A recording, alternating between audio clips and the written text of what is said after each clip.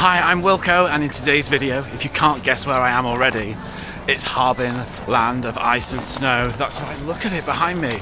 All of these structures here have been built with ice, and you've got massive snow sculptures, we've got ice slides, there's even a Ferris wheel. We're going to be exploring this park here in this video, so if you want to see what it's like, then stick around.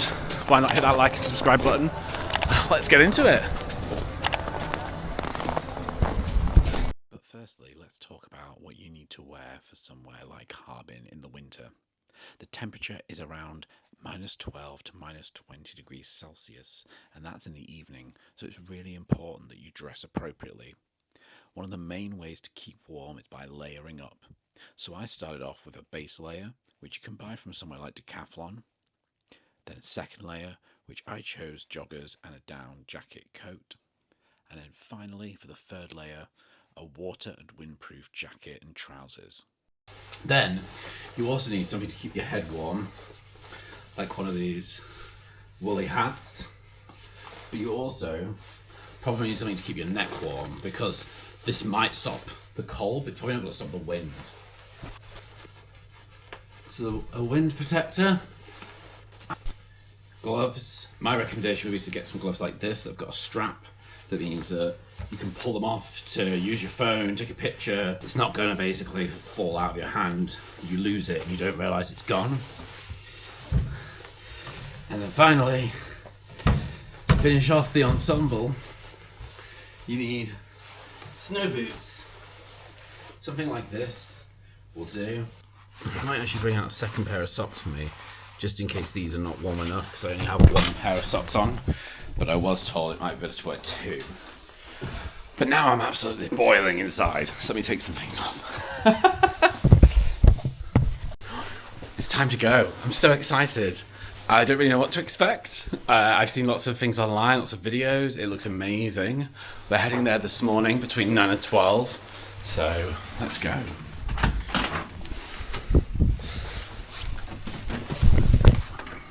Have you had friends that have visited before? Yes. Yeah. So they've kind of like, you've seen their pictures and been like, oh, that looks really cool. Yeah.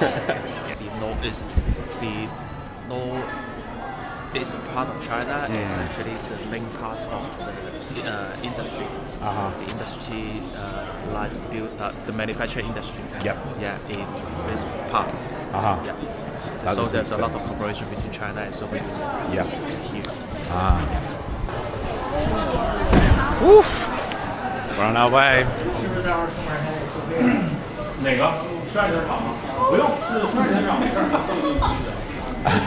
You see there? The temperature is what? -15? -14? Look at these. Goes all the way down to -40 though. Woof. Luckily not -40. No, I don't think I'd want to be here when it's -40. I think the enjoyment would disappear at that temperature. Okay, so we're about to go into the land of ice and snow. I'm so excited. Yes.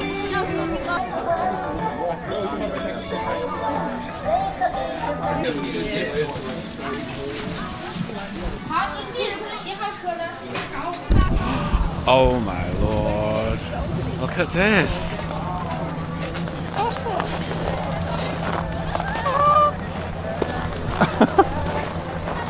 Wow, look, there's even guys up here that are pushing snow down from the top.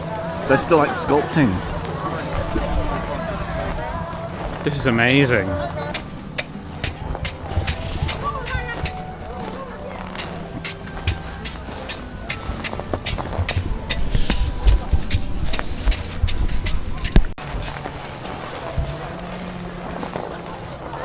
Wow, just like look at the intricate detail you've got here in the ice sculpture.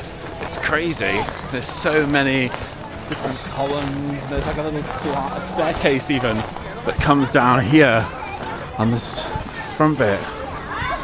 I can't even imagine how many blocks of ice have been used here, because even just on this bottom column you've probably got 2, 4, 6, 8, 10, there's like 20, 40 blocks of ice just for this bottom column.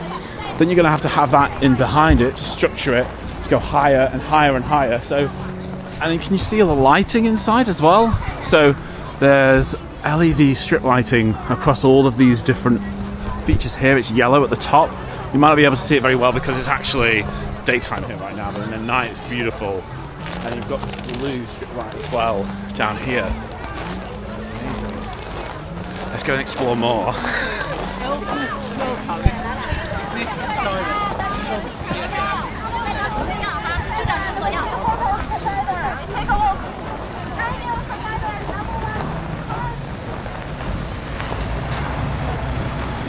Wow. Look at this place. It looks like the palace from Aladdin. One thing I've noticed, which is pretty cool, like obviously this entire place is built with ice and snow, hence the name A World of Ice and Snow, a land of ice and snow. So when you're actually coming up to a level, how do you not slip? Because the steps have been built by ice. But if you look here, can you see that they've got the ice blocks underneath for the steps, and then they've got this kind of felt material. So this is stopping people from, when they're coming down, going, ah! Which is clever! I wouldn't have even realised that until I just looked down at my feet and realised that they've got this entire felt step system. Very ingenious. I like it. It's clever. Let's keep going. Snowball. Huh? They are not snowballs. They are Rocks. rocks. Yeah, snow rocks. Marco.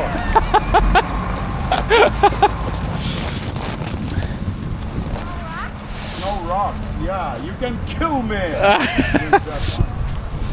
Oh, I don't I'm think dying. this is something you'd want to hit you. It's quite firm. I think this is like the chippings of... Michael, you are nasty. This one is icy. Ah. Okay. Very slippery. This one. I Oh, think yeah. One ahead. Up here. Okay. So like where we saw previously, where you have the felt on the steps of the palace, this area is a little bit different. So, can you see here? Maybe not very well because of the shadow, but this has got no felt. So when I step up onto here, oh wow. So this is like pretty much like an ice skating rink here. If I like slide across, hopefully it doesn't rip my trousers.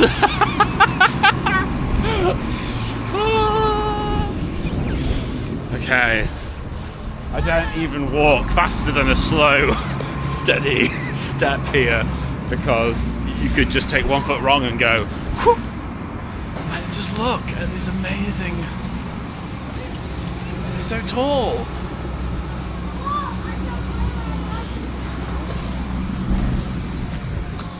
And the way that they're all shaped and carved so intricately.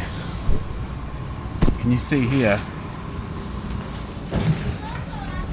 It's so beautiful. Although, temperature-wise, it is freezing. I'm gonna have to put this over my face just to try and protect my mouth because it's starting to go numb. Let's see what the actual temperature is here. One thing to also be aware of is that depending on how cold it is, so if you're here in the evening, certain devices, batteries will disappear very quickly. So it's currently minus 15 degrees here. And I know that like iPhones, DJI cameras, GoPros, they all stop working at minus 20. So be aware that that is also something that could affect if you want to come here and film. One of the things you can bring to keep warm is heat packs. So with a heat pack like this, basically what you would do is you would be using this to keep your hands warm, keep your body warm. I'm going to actually put this inside my right glove. My hand is in and out of this glove quite a lot. Taking pictures. So there we go. We've bent it back and forth. It's nice and warm and I'll stick this in my little glove here. Ah, nice and cozy and warm again. Here, this is like, I've never seen a snowplow so big. Huge.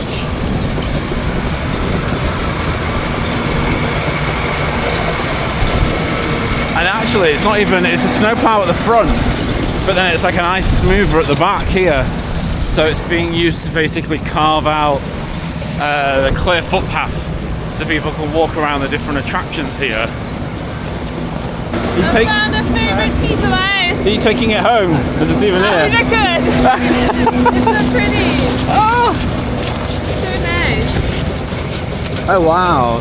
This looks like a mountain. It does. So pretty. Maybe you could have it stored in like a temperature controlled. I could box. send it like in a 快递. Because they can like how you can send like frozen Oh products. yeah, that's true. Send it and just put it on in the freezer, I suppose. And when it arrives, it's just like a blob of water. Yeah. Oh! Yeah. Wow, so this is all the shards from when they're shaving. I guess it's all like crushed ice almost, like what you put in a drink. Yeah. Nice. Huh. So can we see over here, the guys are actually cutting the blocks of ice to fit. So they're using a handsaw, and then they've also got a chainsaw over there. So they must be using a chainsaw to cut them into the kind of right shape. And then you've got this kind of chisel that's being used. Ah. And then there's an adhesive, there's a sealant. It's just basically water that's being used to put the blocks together. Wow. That's very cool. Ah.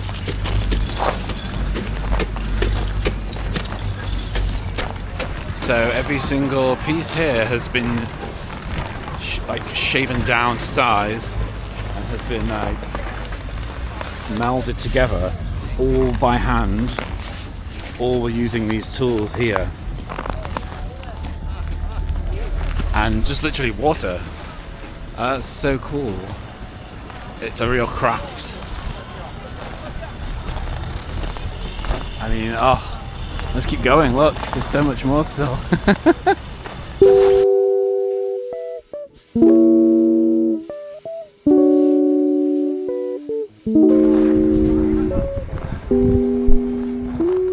It's so grand.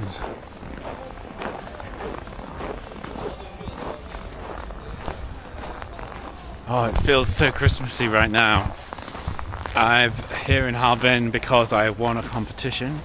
One of my vlogs won an award, got a special achievement award here at the My China Story Third Eye competition. If you want to see my video about the award and getting here at Harbin, then watch that up there.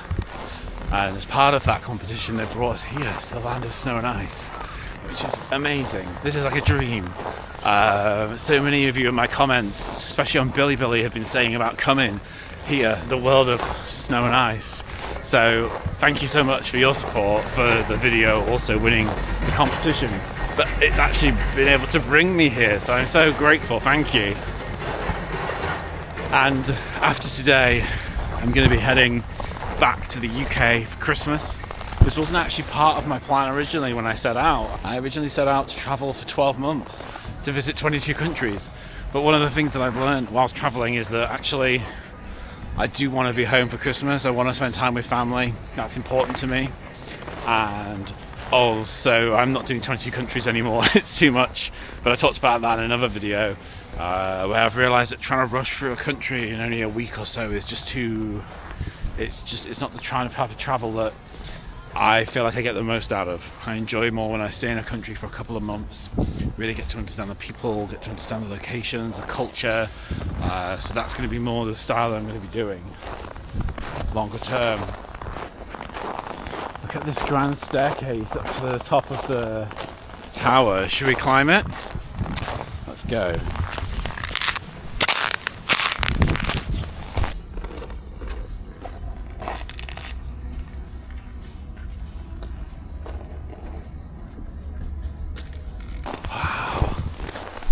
Look at this.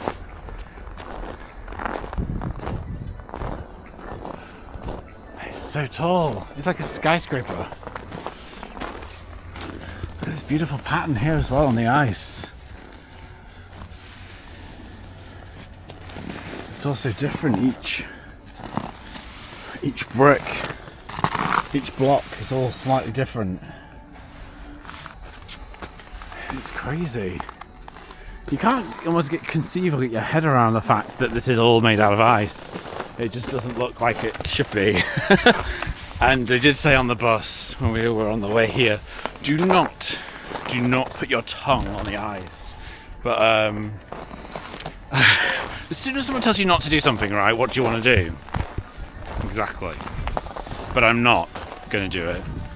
I was even joking with some of the other vloggers, what a great YouTube thumbnail that would make. I lost my tongue at the land of snow and ice. But it's not the type of content I'm making.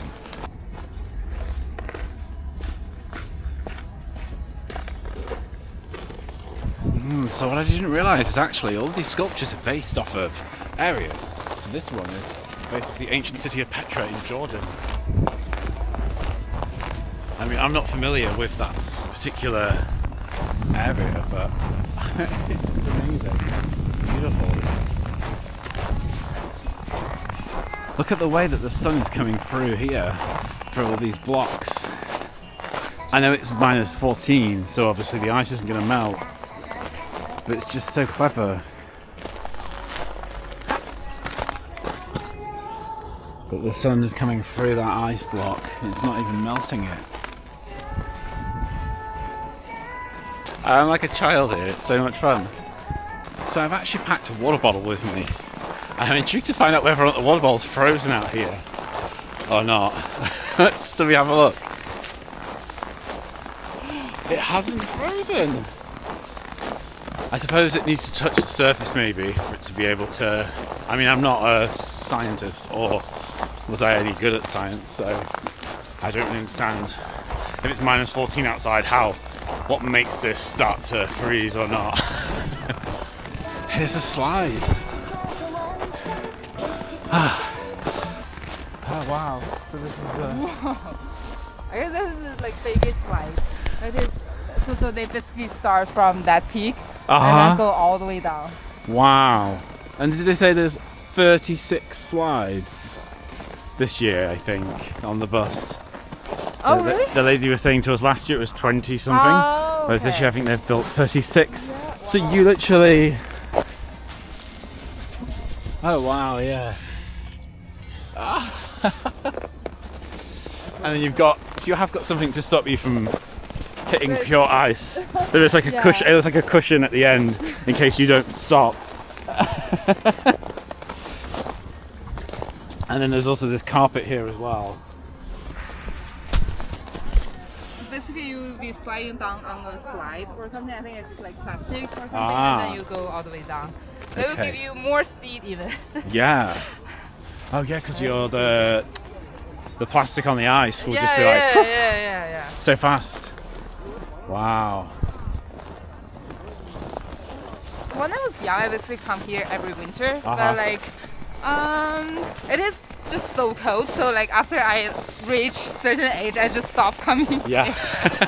And how have you, because obviously Harbin is now so popular, everybody in China Right. wants to come to Harbin Yeah, because that's so many true. people in the south who've never seen snow Yeah, before in their life. that is true. That is So true. it must be such much more busy now than when it was when you were younger. Yeah, like last year, no, like this year, at the start of the year, Harbin sort of suddenly become the hottest spot, like the tourist attraction in China, and I was surprised. Like my mother, because she lived here, she was like, suddenly everyone is flooding to Harbin, and she was like, you must come back to take a look.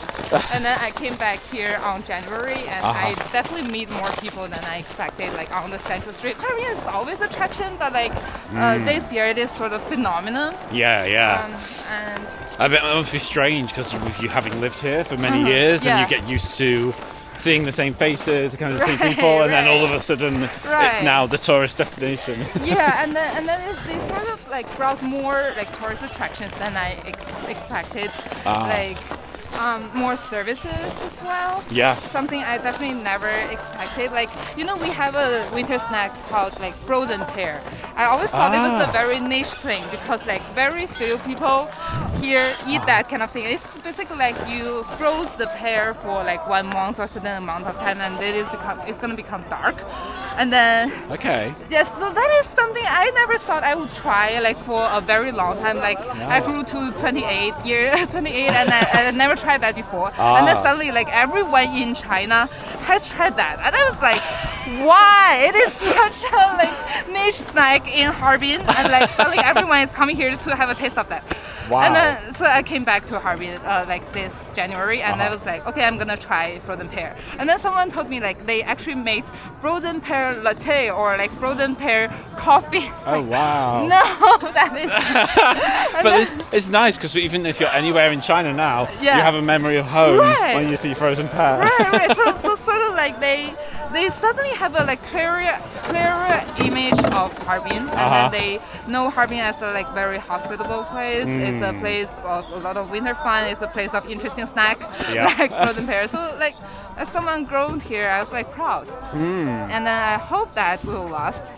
So I think Harbin has been sort of like waiting for this moment for a long time. Like we are in the like northmost province, and then we used to be a big like industrial base and also agricultural base, but like after like China, that was like at the very beginning, but like years after years, the southern part of China became the center, and then we always feel like our place is sort of a like lost place in China, because like those industrial things, it has become the past. Yeah. And then What do people do now? yeah. So for a long time we are sort of underdeveloped.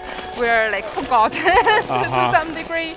And then last year we became the center. We got into the spotlight. So like every people in Harbin were like so excited. But like finally this moment has come. Something like that. So and also the Asian Winter Games, of course. So that's very interesting. It's very interesting this year we've been experiencing. Have you been to Dali? No, I always want to be there. Old Town is very beautiful. Oh yeah, like Dali, like Shangri-La, and all those places. Yes, Just, like, and also Lijiang oh yeah. for the. And the Lugu Lake. Blue, the Blue Lagoon Lake, Yeah. and also the mountain Oh. where you have to use oxygen to breathe. Oh yeah. I went there and that was amazing. I was like, Wow. you go in the cable car and then everyone's like, Okay. Like actually, my parents been because my dad he's he's based in like Sichuan right now. So my mom always go and visit him, and my mom is retired, so like they visit a lot more places than I have been. Just like so the last time they were on I think they were on one of the mountains there. But basically in the like western Sichuan, and then they actually carried that like oxygen. yeah. And then they were standing on the mountain and they were calling me like, we're the only ones in our group to hit this spot, because like all those young people, they decided to take a rest, but like we decided to go right up. So yeah, because you can walk, you get off the cable car, but you can walk to the peak. Yeah, so they did that, and then they were very proud of themselves. They were telling me like, yeah, so great. He's wearing a like potato. I wonder why he's wearing So that is the thing, because like normally like the in northern part of China, people are taller than people in the southern part. So like earlier this year, when a lot of like southerners come here to visit, so the Harbin people sort of nicknamed them as little potatoes. That is a cute thing because they are like smaller in size and they are cute. So like 小土豆, like little potatoes, sort of like that. Yeah. So that's a cute thing. And then actually some people complain like, why you call us 土豆? Because like it is sort of like that is a very plain vegetables, nothing special. Doesn't feel good. So we sort of call them like golden beans, like 小金豆 is like golden beans. We sort of changed the nickname. But whatever, like this is sort of become a hate on the internet, like everyone's saying like 1000 土豆, 1000 potatoes, or something like that. So I guess he is wearing a potato suit because of that. I was joking with my friend because like we from the northern part, we are sort of have this like funny sort of nature. So like we like making jokes and like making jokes on other people. That is not good. Like big nicknames of others, calling them tudo. It's like, why are we calling them that? But I suppose every country has this within the different regions, and we have northern southerner thing in the UK where like people in the south in the UK are not friendly, and like if you've ever been to London, you'll experience it. People rush past you. If you try and talk to them, they're like, "Get away from me." Whereas in the north, everyone is like, "Oh, hello." And if you sit on a bus, people will talk to you. And, So you know the MBTI thing, we have like introverts and extroverts, and we always joke like in Dongbei, in the northeast China, you have no introverts. Everyone is so outgoing, like outspoken, like me talking to you for like 30 minutes. I love it. Actually, I'm an introvert. You may not tell. Like I am very shy among like strangers. But I'm the same, right? I think you can be an extroverted introvert. Right. So like you get your energy from being at home and quiet on your own, but also you enjoy the connection of being around people. Right. But there's a limit, right? Right. And then you're like, okay, I'm done now. I'm just gonna go go recharge my battery, and then I'll come back out. Right. That is exactly me. Yeah. Because there's definitely some introverts who just would never want to speak to anyone ever. And they'd be happy always staying inside, but that's definitely not me. After a period inside, I'm like, I need to go out, I need to see people. Yeah. So basically, like in this part of China, you get help whenever you need it. Like you hop on a taxi driver will be chatting with you, recommending you like restaurants and places. So that amazing. It's a very friendly city. It is. What did you think of the Land of Ice and Snow, Alex? Oh, it's great. I mean, it's super big. I think like we've been here for more than an hour. I think I still have a lot of places I haven't been to. The same. Like saw the bottom of the slope. But then I got distracted, and then I didn't even get over here to this part. Yeah, exactly. But it's really cool. I really like it, and all this like, you see this like meticulous job in this sculpture they do. Like I mean, it's great. Yeah. Thanks. No problem. Wow. I know I say wow a lot, which in Chinese is wow. It's just crazy. It's amazing here. Definitely come and check it out if you are able to come to Harbin. It's beautiful. I've not seen anything like this anywhere else on this scale anyway. So it's time to say goodbye, the Land of Ice and Snow. Trying to get into the warmth. And thank you for joining, as always. I hope you've enjoyed the video. If you have, please give it a like, please subscribe. There's more adventures from my time here in Harbin coming up on the channel, as well as all around the world as I continue on my journey visiting hopefully all the countries one at a time. So I'll see you on the next video as always, and thank you for watching. Bye.